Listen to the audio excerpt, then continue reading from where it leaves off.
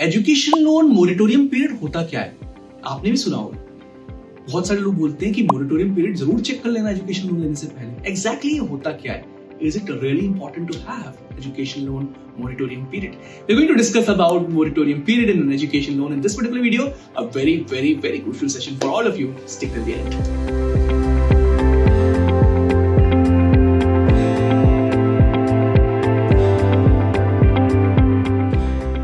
Basically आप जब भी एजुकेशन लोन लेने जाना चाहते हैं किसी भी लेंडर से, वो आपको एक मोरेटोरियम पीरियड देता है।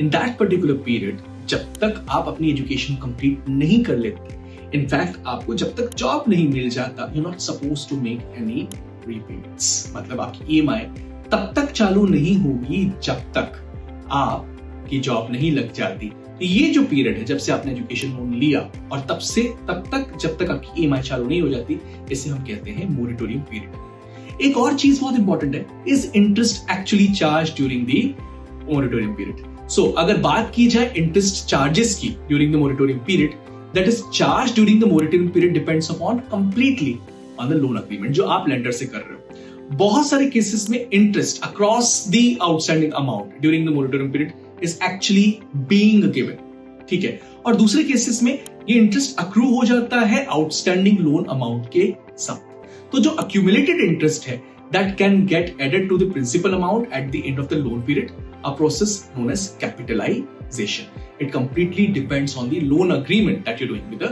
lender. मैंने देखा है बहुत सारे स्टूडेंट्स अपने मोरेटोरियम पीरियड के टाइम पर इंटरेस्ट therefore they paid ताकि वो इंटरेस्ट बाद में अक्रू ना हो।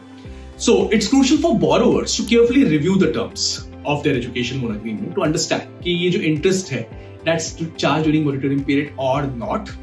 And when you understand the terms, that will help the borrowers to comprehend कि ये interest accumulation during the moratorium period क्या वो overall repayment amount को impact करेगा ही नहीं करेगा। Let's talk about one more term, grace period. Often मैंने देखा है grace period और moratorium period में काफी सारे borrowers confuse हो जाते हैं। दोनों अलग अलग टर्म है, बिल्कुल समझना। So moratorium period के ऊपर हमने बातचीत करी।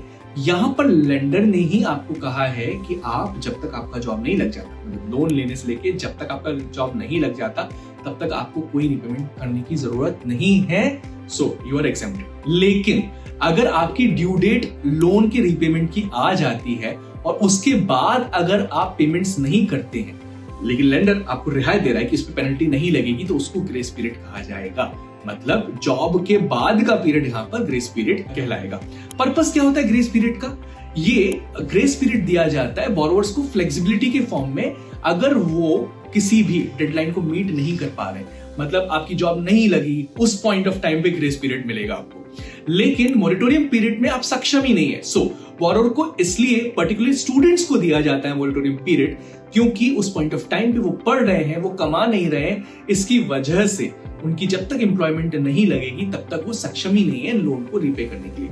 पेनल्टी की बात की जाए तो नो लेट फी और penalty are charge in grace period only, क्योंकि लेंडर ने ही अलाउ कर दिया, आपका जॉब नहीं लगा तो। इनफैक्ट मोरेटोरियम पीरियड पे तो कोई पेनल्टी लगने का सवाल ही नहीं है, क्योंकि वहां पर पेनल्टीज एप्लीकेबल ही नहीं है। अगर इंटरेस्ट की बात की जाए तो ग्रेस पीरियड में तो आपका इंटरेस्ट अक्रू होना तय है।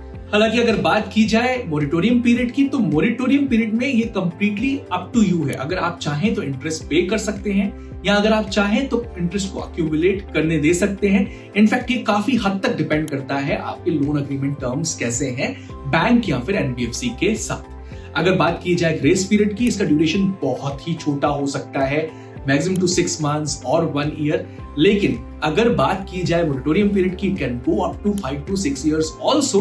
मैंने देखा है आपको बैंक से लोन मिलने के बाद 5 साल की पढ़ाई करने के बाद 1 साल या 2 साल का और आपको मोरेटोरियम पीरियड ज्यादा दिया जाता है। अगर एप्लीकेबिलिटी की बात की जाए, so the grace period is commonly applied to various types of loans including credit cards, mortgages. लेकिन अगर मोरेटोरियम पीरियड की बात की जाए तो moratorium period is the term that is standard wise used related to education loans only. Let's talk about the benefits of moratorium period. इसके benefits exactly क्या है? तो सबसे पहले आपको financial flexibility provide करता है, तो borrowers को allow करता है कि वो अपने loan repayments को temporarily defer कर सकें, ताकि उनको एक फाइनेंशियल ब्रीदिंग रूम मिल जाए। सर्टनली समझ सको कि स्टूडेंट्स जो है वो फोकस करेंगे एजुकेशन पे विदाउट इमीडिएट रीपेमेंट स्ट्रेस।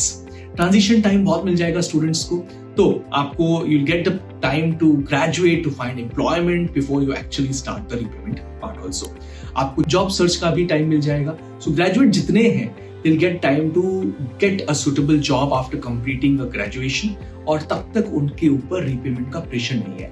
आप अपनी फाइनेंशियल प्लानिंग ढंग से कर सकते हो अगर आप मोरेटोरियम पीरियड आपके साथ में है तो, क्योंकि बोरोवर्स जो हैं अपनी फ्यूचर फाइनेंसेस को ढंग से प्लान कर सकते हैं और डिफॉल्ट को अवॉइड कर सकते हैं। इनफैक्ट इंटरेस्ट मैनेजमेंट में भी काफी हद तक कारगर रहता है ये moratorium period. It was a short and sweet video that talked about moratorium period. तो इसलिए जब भी आप एजुकेशन लोन लेने जाएं तो moratorium period के बारे में अपने लेंडर से जरूर बात करिएगा।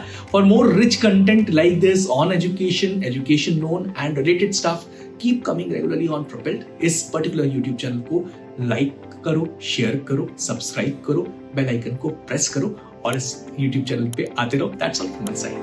Bye bye.